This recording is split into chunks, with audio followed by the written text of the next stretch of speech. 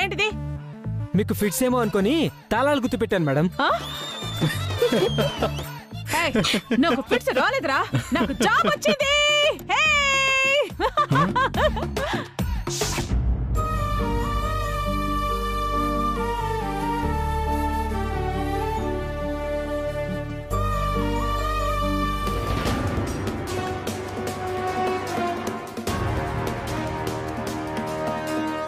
బన్నీ, నువ్వు మమ్మీతో మార్కెట్కి వెళ్ళలేదా? లేదు డాడీ, హోంవర్క్ ఉందని ఆగిపోయాను. మమ్మీ వచ్చిందా? ఇంకా రాలేదు. తను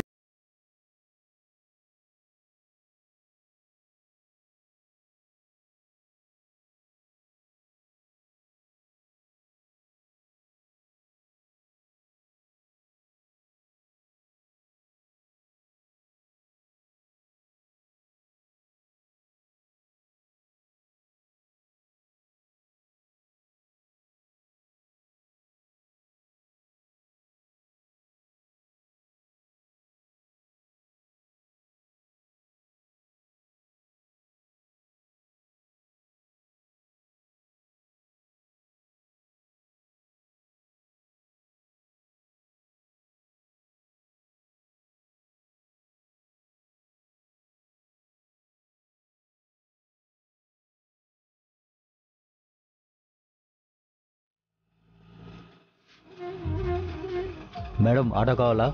గాంధీనగర్కి ఎంత? 30 రూపాయలు మేడం. 30 రూపాయలా? అవి ఉంటే ఏవైనా ఖర్చులకు వస్తాయి.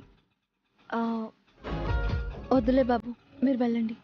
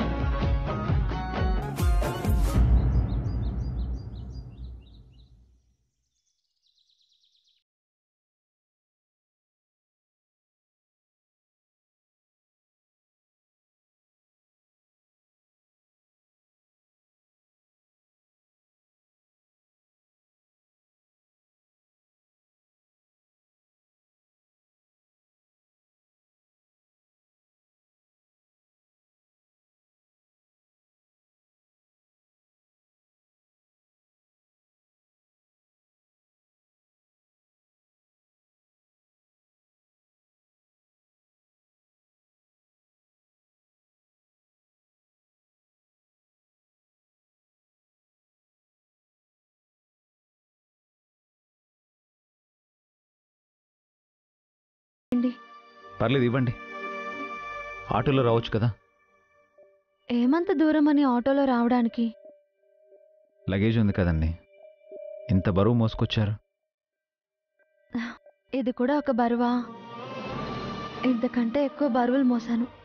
నేను వెళ్తానంటే మీరు వినలేదు. మీరు కాసేపు కూర్చోండి, నేను వాటర్ తీసుకొస్తాను.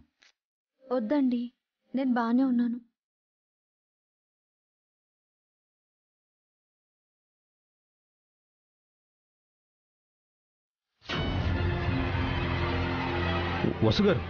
వసుగారు ఆర్ యు ఓకే?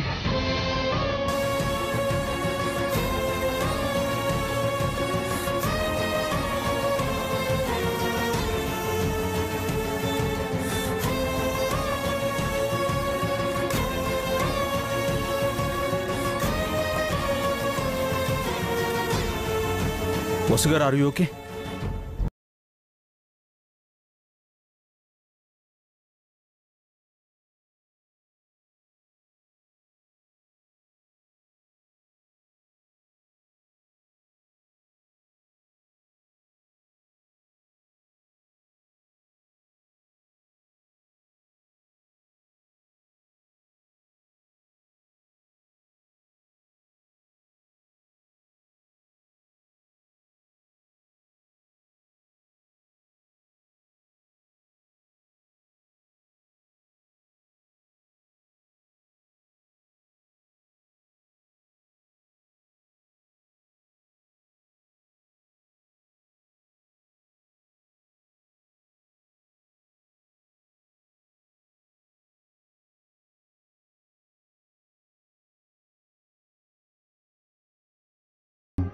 చాలా కష్టపడుతున్నాను కదా.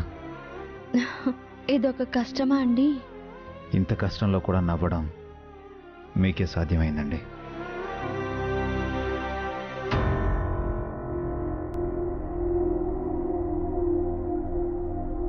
చాలామంది చిన్న చిన్న విషయాలకే బెదిరిపోతారు. అదేదో పెద్ద విషయం అన్నట్టు ఎక్కువ చేసి చెప్తారు. చాలా కష్టపడిపోతున్నామని ఫీల్ అవుతారు. కానీ మీరు అలా కాదు. శివుడు విషయాన్ని కంఠంలో దాచుకున్నట్టు మీరు కష్టాలని కప్పిపుచ్చుతున్నారు. అదేం లేదండి, నిజంగానే ఇవి చిన్న విషయాలు. వీటికి నేను బెదిరిపోను.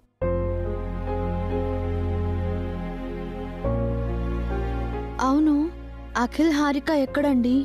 ఏదో పనుందని పిన్ని బాబాయ్ బయటికెళ్లారు మమ్మీ.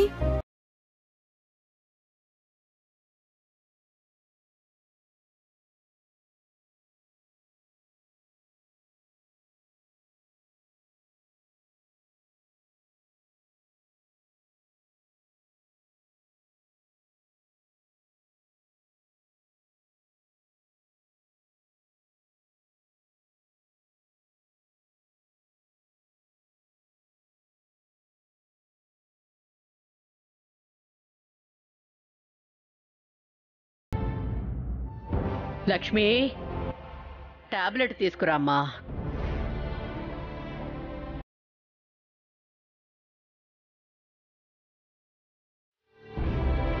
లక్ష్మి, వదిన గారికి నేను టాబ్లెట్స్ ఇస్తాను, నువ్వు వెళ్ళు.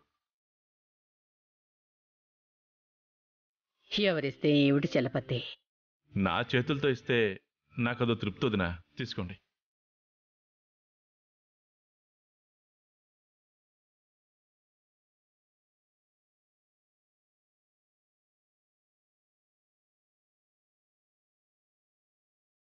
ఇక మీరు రెస్ట్ తీసుకోండి వదినా. ఉదయం నుంచి రెస్ట్లోనే ఉన్నాను. అవును, ఆఫీస్లో కొత్త స్టాఫ్ను అపాయింట్ చేశావా? ఈరోజే ఇంటర్వ్యూ చేశాను వదినా, ముగ్గురిని సెలెక్ట్ చేశాను. వీళ్ళైనా ఎక్కువ రోజులుంటారా? మన చేతుల్లో ఏముంది వదినా, మనుషులకి స్వార్థం పెరిగిపోయింది. ఎక్కడ ఎక్కువ శాలరీ ఇస్తే అక్కడికి వెళ్ళిపోతున్నారు. మనం తక్కువ శాలరీలు ఇస్తున్నామా? మంచిగానే ఇస్తున్నాం వదినా, కానీ అడిగేవాడి ఆశకి హద్దు పద్దు ఏముంటుంది చెప్పండి. శాలరీ ఎక్కువ ఇవ్వలేక కాదు, నాకు అనుకూలంగా నమ్మకంగా లేని వాళ్ళని తీసేసి కొత్త వాళ్ళని తీసుకుంటున్నాను. మీరెక్కడికి బయలుదేరారు? నేను పార్టీకి వెళ్ళాలి. మా ఫ్రెండ్స్ కి రెస్టారెంట్కి వస్తానని ప్రామిస్ చేశాను. పార్టీకి డబ్బులు ఇవ్వండి. ట్రీట్ కి డబ్బులు ఇవ్వండి. ఎంతసేపు పార్టీలు రెస్టారెంట్లు, ఇంతేనా మీరు? డబ్బులేమైనా ఊరికే వస్తున్నాయా? మీ చదువులు అయిపోయాయి కదా, మన ఆఫీసులో వర్క్ చేయొచ్చు కదా. మొన్నటి వరకు చదువు, ఇప్పుడు జాబు. మేము ఎప్పుడు ఎంజాయ్ చేసేది? మాకంటూ ఒక లైఫ్ ఉంటుంది కదా. కొన్నాళ్లుంటే నాకు పెళ్లి చేసి అత్తారింటికి పంపేస్తారు. అక్కడేం ఎంజాయ్ చేస్తాను? ఏదైనా ఇప్పుడే కదా. ఎంజాయ్ చేయడం అంటే ఏమిటి? లైఫ్లో మీరేం సాధించాలనుకుంటున్నారో? మీకంటూ ఒక లక్ష్యం లేదా? జీవితాన్ని నిర్లక్ష్యం చేస్తారా? నువ్వు సంపాదిస్తున్నావు కదా, మేము కూడా సంపాదించాలా? నువ్వు సంపాదించిందంతా మాకు కాకపోతే ఇంకెవరికిస్తావు? మీకే ఇస్తాను, కానీ అందుకు మీరు అర్హత సంపాదించుకోవాలి, బాధ్యతగా ఉండాలి. వాళ్ళు ఇంకా చిన్నపిల్లలు వదినా, ఎందుకంత పెద్ద పెద్ద మాటలు మాట్లాడతారు? ఇంకా పిల్లలేంటి చలపతి? వీళ్ళని సగం నువ్వే చెడగొడుతున్నావు. నాకు తెలియకుండా వీళ్లకు డబ్బులిస్తున్నావు. ఎంత మాట అన్నా వదినా, అన్నయ్య చనిపోయాక పెళ్లి కూడా చేసుకోకుండా ఈ ఇంటి కోసం గొడ్డులా కష్టపడుతున్నాను. నీలాగా వీళ్లు కూడా కష్టపడాలి అంటున్నాను. నేనింకెన్నాళ్ళుంటాను? నా తర్వాత వీళ్ల పరిస్థితి ఏమిటి? నేనున్నాను కదా వదినా, అది నేను చూసుకుంటాను కదా. నేను నువ్వో చూసుకోవడం కాదు చలపతి, వీళ్ల సొంత కాళ్ల మీద వీళ్ళు నిలబడాలి, మన బిజినెస్లు చూసుకోవాలి. మరి నేనేం చెయ్యాలి? అడుక్కు తినాలా? ఆ టైం వచ్చినప్పుడు వాళ్లే చూసుకుంటారులే వదినా, ఇప్పటి నుంచి ఎందుకు? ఇప్పుడు మొదలు పెడితేనే అప్పటికి తెలుసుకుంటారు. తెలిసే టైంకి అన్నీ తెలుస్తాలే వదినా.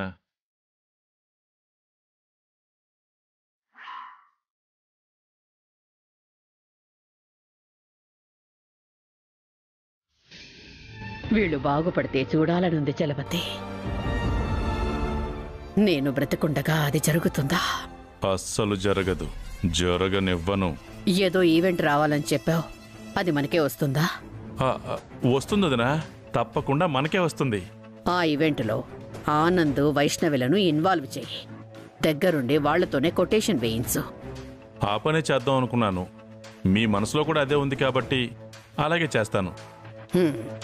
ఆనంద్, వైశ్యుల చేతులతోనే ఈ ఈవెంట్ నోటిఫికేషన్ రెడీ చేయిస్తాను. ఆల్రెడీ ఈ ఈవెంట్ అవతల వాళ్ళకి బేరం పెట్టేశా, కమిషన్ కూడా తీసేసుకున్నాను. చచ్చినా మన కంపెనీకి ఆ ఈవెంట్ రాదు. అలాగే బాంబ్లాస్ నుంచి నన్ను కాపాడిన ఆ అమ్మాయి గురించి తెలుసుకో. తనని నేను వెంటనే కలవాలి. అలాగే వదినా, నేను కూడా కలవాలదినా. నిన్ను చంపకుండా ఓ దొడ్డు పడింది, దాన్ని చంపి అప్పుడు నా పగ తీర్చుకుంటాను.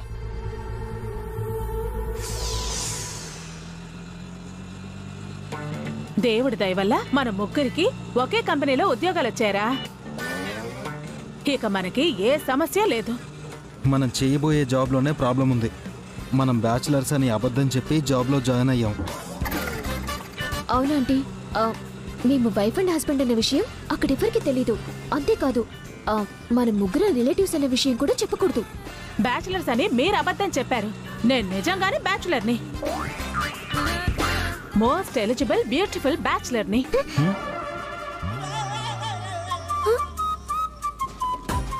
బిల్డప్ చెప్పడంలో నీకు నువ్వే సాటి. ఈ అవతారంలో నువ్వెంత అసహ్యంగా ఉన్నావో తెలుసా? మీరు మీలాగే ఉండండి ఆంటీ, ఇలా మిమ్మల్ని చూడలేకపోతున్నాం. మీకు కుళ్ళే, అసూయ, జలసి. నేను ఇలాగే ఉంటాను, అప్పుడే నాకు పెళ్ళవుతుంది.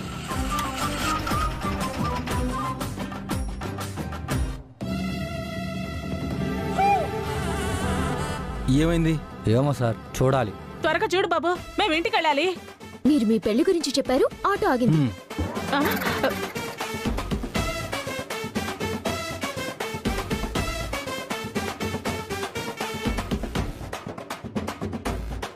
నా పెళ్లికి ఆటో ఆగిపోవడానికి సంబంధం ఏంటే? కొన్ని దారుణాలు మనుషులే తట్టుకోలేరే, ఇంకా ఆటోలు బస్సులేం తట్టుకుంటాయి? నిజంగా నేనంటే మీకు జలసిరా. నాకు ఫస్ట్ శాలరీ వచ్చే వరకే మీతో వస్తాను. తర్వాత జాబ్ మానేస్తారా? కాదు, కారు కొంటాను. ఓహో, నీకు చాలా ఆశలున్నాయే. Car కొనేంత salary వస్తుందనుకుంటున్నావా? అంత లేదు.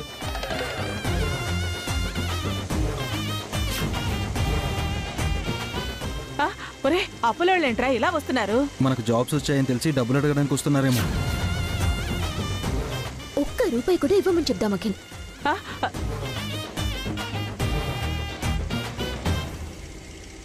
ఏంటి బాబు, ఆటో ఆగిపోయిందా? మీరెందుకు ఆగారు? అప్పు కోసమా? మా దగ్గర రూపాయి లేదు, మేము ఇవ్వలేం. మా దగ్గర మనీ ఉన్నా కూడా ఇవ్వం. అప్పు తీర్చమని మిమ్మల్ని ఎవరు అడిగారమ్మా? అయినా అభిరామ్ గారు మా డబ్బులు ఇచ్చేశారు కదా.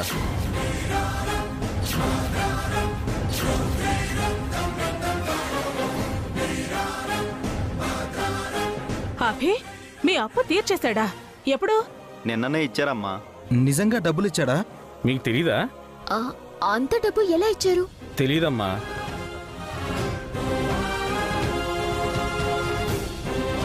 తినడానికే గతి లేదు, 20 లక్షలు ఎక్కడి నుంచి తీసుకొచ్చారా?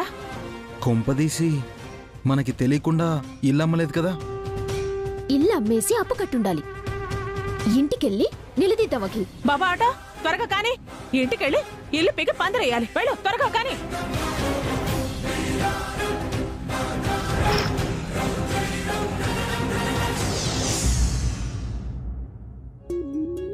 పావని, పావని, పావని, పావని.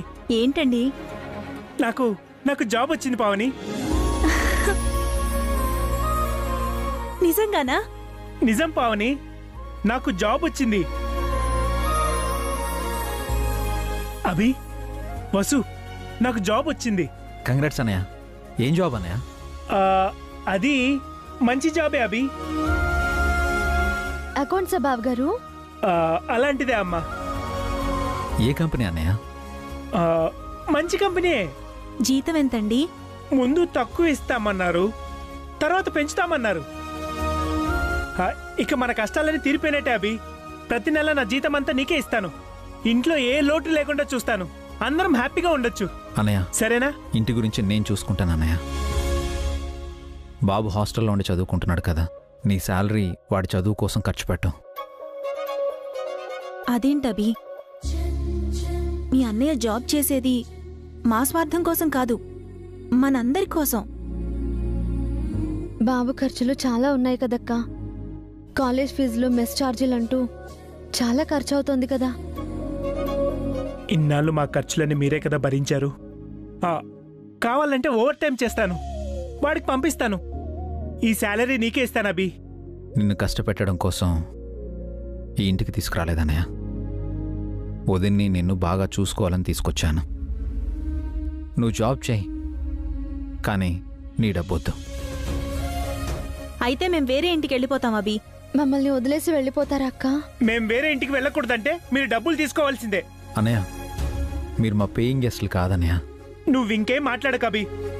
డబ్బులు తీసుకోకపోతే నా మీద ఒట్టే.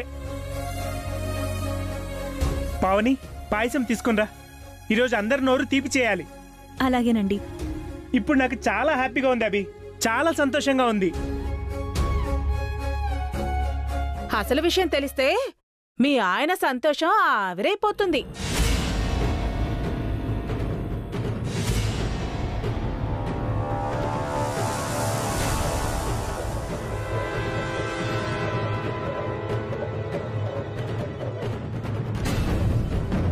ఏ విషయం అత్తయ్య? నీ తమ్ముడు నా అన్నయ్య చేసిన మోసం విషయం అన్నయ్య.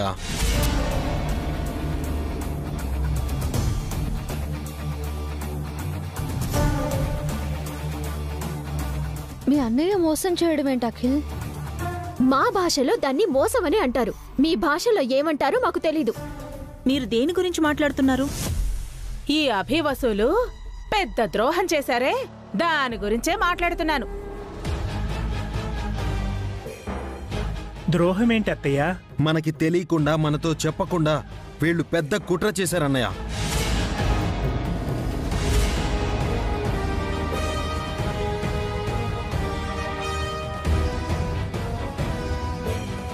మమ్మల్ని ప్రేమతో ఇంటికి పిలిచినట్టే పిలిపించి తడిగుడ్డతో గొంతు కోశారు.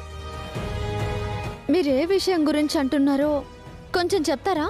అన్నీ తెలిసిన నీకు ఏమీ తెలియనట్టు నటించకు వసు. అంతా తెలిసిపోయింది. ఏం తెలిసింది మీకు? మాకు తెలియకుండా మీరేం చేశారో అదే తెలిసిపోయింది. అదే ఏంటి? మా నోటితోనే చెప్పించాలనుకుంటున్నారా? పైకి మాత్రం ఇంట్లో సరుకులు లేవు, బియ్యం లేవు అంటూ బీద అరుపులు అరిచారు. లోపల లక్షలకి లక్షలు దాచుకున్నారు. లక్షలు దాచుకోవడం ఏంటి? దాచుకోకపోతే అప్పు ఎలా కట్టారే?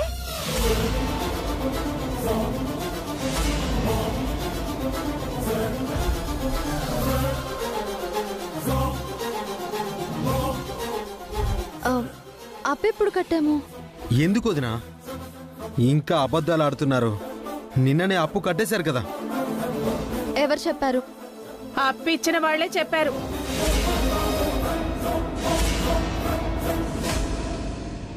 ఏంటబి, అప్పు కట్టేశావా? చెప్పబి, అప్పు తీర్చేశావా? వీళ్ళు చెప్పేది నిజమా అండి?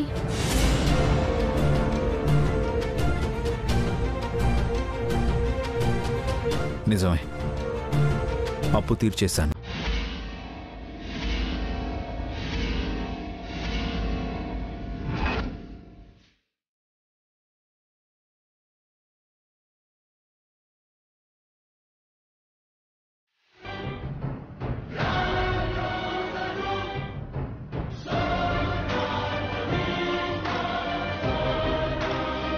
చూసారా నిజం ఎలా బయటపడిందో? బయటపడింది నిజం కాదు, మోసం. మోసానికి మించిన కుట్ర, దగ, వంచన ఏం మాట్లాడుతున్నారు మీరు? అప్పు కట్టడం దగా మోసం ఎలా అవుతుంది? అప్పు ఎలా తీర్చాడు? ఎక్కడి నుంచి ఆ డబ్బు తీసుకొచ్చాడు?